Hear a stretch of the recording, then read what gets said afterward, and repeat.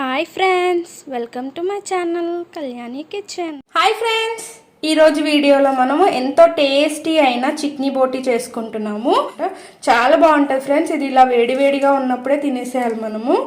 చాలా డెలిషియస్గా ఉంటుంది టేస్ట్. ఒక్కసారి ట్రై చేశారంటే ఈ చిక్నీ బోటీ మళ్ళీ మళ్ళీ ఇదే వండుకుంటారు, అంత టేస్ట్ ఉంటుంది. కంపల్సరీ ట్రై చేయండి ఫ్రెండ్స్.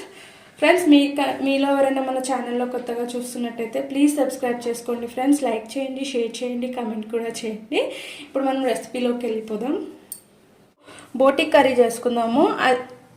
అది కూడా కుక్కర్లో ఫ్రెండ్స్. జస్ట్ ఒక 15 మినిట్స్లో అయిపోతుంది మనం క్లీన్ చేసి పెట్టుకుంటే బోటీ. ఈరోజు నేను చూపించే బోటీ వచ్చేసి చిక్నీ బోటీ ఫ్రెండ్స్. చిక్నీ బోటీ అంటే ఏం లేదు, ఇలా మనకి పేగులు అనేటివి ఇట్లా చిక్నతో ఉంటాయి అన్నమాట. దీన్నే చిక్నీ బోటీ అంటారు. ఇది టేస్ట్ బాగుంటుంది ఫ్రెండ్స్. అలానే ఎక్కువ వేసుకోవద్దు. ఇందుకు ఇలా క్లీన్ చేసుకొని లైట్గా ఇలా చిక్న ఉంటుంది, అది వేసుకుంటే బాగుంటుంది. ఇప్పుడు ఈ కర్రీ చేసుకుందాం మనము. నేను కుక్కర్ పెట్టేసుకున్నాను. 2 టేబుల్ స్పూన్స్ ఆయిల్ వేసుకుందాము. ఆనియన్స్ వేసుకుందాం ఫ్రెండ్స్, అలాగే కొత్తిమీర, పుదీనా. అందుకే నేను ప్రతి నాన్ వెజ్ కర్రీలో కొత్తిమీర, పుదీనా కంపల్సరీ వేస్తాను. నీచు వాసన ఉండదు, అలాగే స్మెల్ కూడా బాగుంటుంది. పుదీనా వేసుకుంటే డైజెషన్కి కూడా బాగా యూజ్ అవుతుంది. ఆనియన్స్ మంచి మెత్తబడాలి ఫ్రెండ్స్. 1 టీ స్పూన్ పసుపు యాడ్ చేసుకుందాం. అల్లం వెల్లిపాయ పేస్ట్ ఫ్రెండ్స్. అప్పటికప్పుడు వేసుకోండి ఫ్రెండ్స్, దంచుకొని మనము. ఆ ఫ్లేవర్ బాగుంటుంది ఈ చిక్నీ బోటీలో. ఎప్పుడైనా సరే నాన్ వెజ్ కర్రీస్లో అల్లం వెల్లిపాయ పేస్ట్ ఫ్రెష్గా యూజ్ చేయాలి. అలా ఇది మనం డైరెక్ట్ కుక్కర్లో వేసుకుంటే తొందరగా అయిపోతుంది ఫ్రెండ్స్, బట్ టేస్ట్ కూడా అంతే బాగుంటుంది. మనం ఈ అల్లం వెల్లిపాయ పేస్ట్, పసుపు వేసుకున్నాం కదా, ఈ ఆయిల్లోనే ఒక 5 మినిట్స్ మగ్గనివ్వాలి ఫ్రెండ్స్. ఇలా వాటర్ మనకు బయటికి వస్తాయి 5 మినిట్స్ తర్వాత. ఇప్పుడు మనం మసాలాలు యాడ్ చేసుకోవాలి.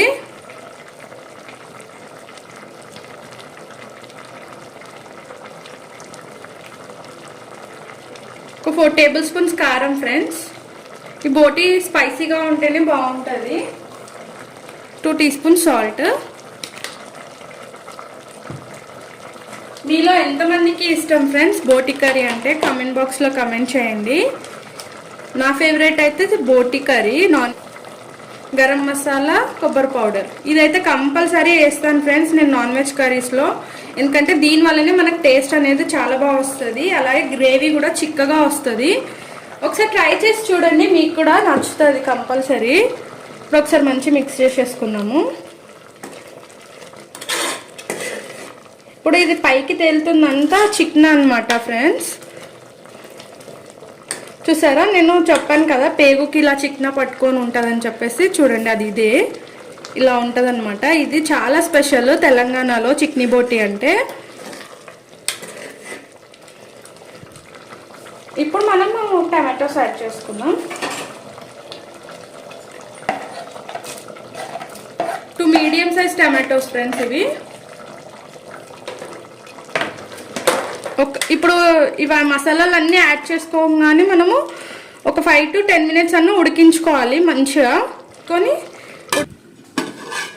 ఫ్రెండ్స్ ఇలా 5 మినిట్స్ ఉడికించుకున్న తర్వాత నేను 1 గ్లాస్ యాడ్ చేస్తున్నాను. ఆల్రెడీ అందులోంచి కూడా వాటర్ వస్తాయి కదా.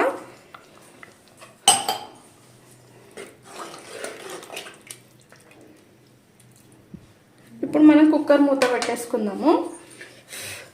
6 to 7 విజిల్స్ వరకు పెట్టుకోవాలి ఫ్రెండ్స్. అలా అయితే మంచిగా ఉడుకుతుంది బోటీ మనకి.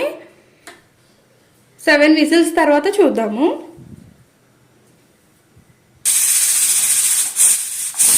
ఫ్రెండ్స్ 7 విజిల్స్ అయిపోయినాయి ఫ్రెండ్స్. స్టవ్ ఆఫ్ చేసేస్తున్నాను నేను. ప్రెషర్ వెళ్ళిపోయిన తర్వాత చూద్దాము ఫ్రెండ్స్. ప్రెషర్ వెళ్ళిపోయింది, ఒకసారి చూద్దాము.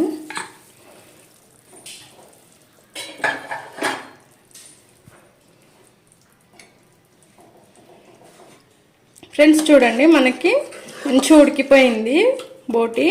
ఈ మాత్రం గ్రేవీ అనేది ఉండాలి ఫ్రెండ్స్ మనకి బోటీలో. ఇంకా చల్లారిన తర్వాత ఇంకొద్ది చిక్కబడుతుంది. చిక్నీ బోటి అనే స్పెషాలిటీ ఏంటంటే ఇలా వేస్తారు వాళ్ళు. మనము మటన్ షాప్లో వాళ్ళకి చెప్తే వాళ్ళు ఇస్తారు మనకి. ఇది మ్యాక్సిమం చిక్నీ బోటి వేడిగా ఉన్నప్పుడే తినేసేయాలి ఫ్రెండ్స్. చల్లారిందంటే ఆ బోటి చికెన్ అనేది హార్డ్గా అయిపోతుంది అనమాట, అంత టేస్ట్ అనిపించదు. కావాలంటే మళ్ళీ వేడి చేసుకోవాలి.